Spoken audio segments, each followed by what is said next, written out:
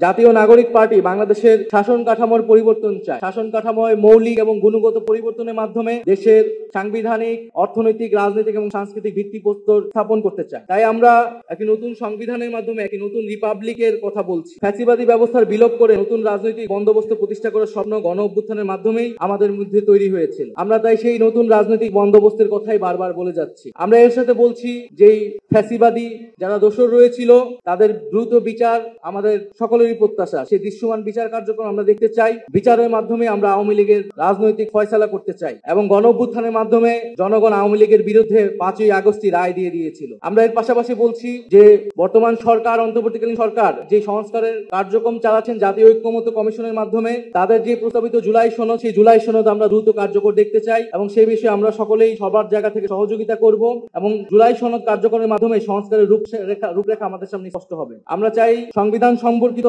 বিষয় ছাড়া বাকি আরো যে গুরুত্বপূর্ণ সংস্কার কার্যক্রম রয়েছে, যেমন জনপ্রশাসন, পুলিশ ইত্যাদি, এই অন্তর্বর্তী সরকারের সময় অধ্যাদেশের মাধ্যমে দ্রুত বাস্তবায়ন করতে। আমরা নির্বাচনের ক্ষেত্রে আমরা বলছি যে সামনের নির্বাচনটা একই সাথে আইনসভা এবং একই সাথে গণপরিষদ নির্বাচন করা সম্ভব এবং এর মাধ্যমে একটি নতুন সংবিধান এবং নতুন করে আমরা গণতন্ত্রের পথে উত্তরণ করতে পারবো। ফলে এই সকল কিছুই আমরা দ্রুত সময়ের মধ্যে হওয়া সম্ভব বলেও মনে করছি। সরকার যে নির্ধারিত সময় দিয়েছে, সেই নির্ধারিত সময়ের মধ্যেই এই সকল কার্যক্রম করে নির্বাচনের দিকে যাওয়া সম্ভব। কিন্তু নির্বাচনের আগে অবশ্যই আইন শৃঙ্খলার পরিস্থিতির উত্তরণ ঘটতে হবে। এককভাবে সরকারের পক্ষে কাজ হয়তো সম্ভব নাও হতে পারে। তাই রাজনৈতিক দল, সামাজিক শক্তি এবং অভ্যুত্থানের শক্তিগুলোকে সেক্ষেত্রে ভূমিকা রাখতে হবে। নির্বাচনের জন্য সেনাবাহিনী, পুলিশ, আমলাতন্ত্র ও মিডিয়ার নিরাপত্তা প্রয়োজন। তাই প্রাতিষ্ঠানিক নিরাপত্তা নিশ্চিত করতে হবে। জনপরিসরে নারী নিরাপত্তা, নারীর প্রতি সহিংসতার বিরুদ্ধে আইনগত সামাজিক উদ্যোগ সরকারের পক্ষ থেকে নিতে হবে এবং দুর্নীতি ও চাঁদাবাজি বন্ধে সরকারকে আরো কঠোর হতে হবে। আমরা সাম্প্রতিক সময়ে দেখতে পাচ্ছি কিছু গোষ্ঠী বাংলাদেশ ও ইসলাম ধর্মকে নেতিবাচক ভাবে বিশ্ব উপস্থাপনের চেষ্টা করছে। তাই সন্ত্রাস ও উগ্রবাদীদের বিরুদ্ধে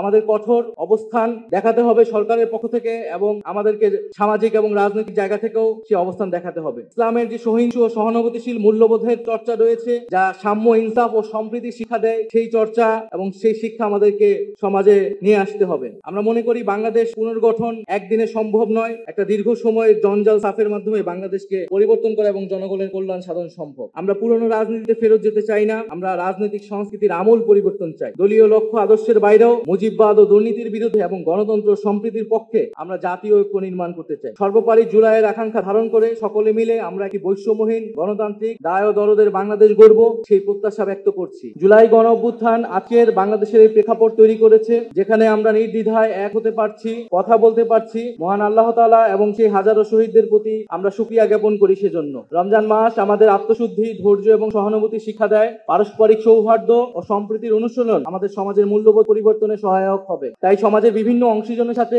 আমাদের আরো বেশি মিথস্ক্রিয়া এবং সংলাপ প্রয়োজন। নানা অংশীজন নিয়ে আজকের এই ইফতার মাহফিল আমাদের সংলাপের একটা সুযোগও তৈরি করে দিয়েছে। জুলাই গণ অভ্যুত্থান বাংলাদেশের গণতন্ত্রপ্রেমী ছাত্র জনতার সম্মিলিত প্রতিরোধের ফসল। বৈষম্য বিরোধী ছাত্র আন্দোলনের নেতৃত্বে ফ্যাসিবাদ বিরোধী রাজনৈতিক দল, ছাত্র সংগঠন, নাগরিক সমাজ, পেশাজীবী, আলেম, শ্রমিক ও সর্বোপরি সাধারণ জনতার অংশগ্রহণ ও সহায়তায় এই গণ অভ্যুত্থানে ফ্যাসিস্ট স্বৈরাচারী হাসিনা সরকারকে উৎখাত করা সম্ভবপর হয়েছে। গণ অভ্যুত্থানে অগ্রনায়কের ভূমিকা পালন করেছিল সাধারণ ছাত্রছাত্রীরা। বিশেষত প্রাইভেট বিশ্ববিদ্যালয় ও মাদ্রাসা শিক্ষার্থীদের অসীম সাহসী ভূমিকা গণ অভ্যুত্থানকে এক চূড়ান্ত রূপ দিতে সহায়তা করেছিল। এই গণ অভ্যুত্থানে কারো অবদানই কারো থেকে কম নয়। জুলাই আমাদের নতুন বাংলাদেশের ঐক্য ও মিলনের জায়গা তৈরি করেছে। মুক্তিযুদ্ধের সাম্য, ন্যায় বিচার ও মানবিক মর্যাদার আকাঙ্ক্ষা জুলাই গণ অভ্যুত্থানে আমাদের মধ্যে নতুন করে জাগ্রত হয়েছে। আমাদের মধ্যে নানা বিষয়ে মতপার্থক্য হতে পারে, নীতিগত বিরোধ হতে পারে, তর্ক বিতর্ক হতে পারে, কিন্তু গণতান্ত্রিক সম্পর্ক, সংলাপ ও মিথস্ক্রিয়া যাতে এর কোনো ছেদ না পড়ে। জাতীয় ঐক্য ছাড়া ফ্যাসিবাদকে সম্পূর্ণভাবে বিলোপ করা বা পরাস্ত করা সম্ভব নয়। আমরা যাতে ভুলে না যাই,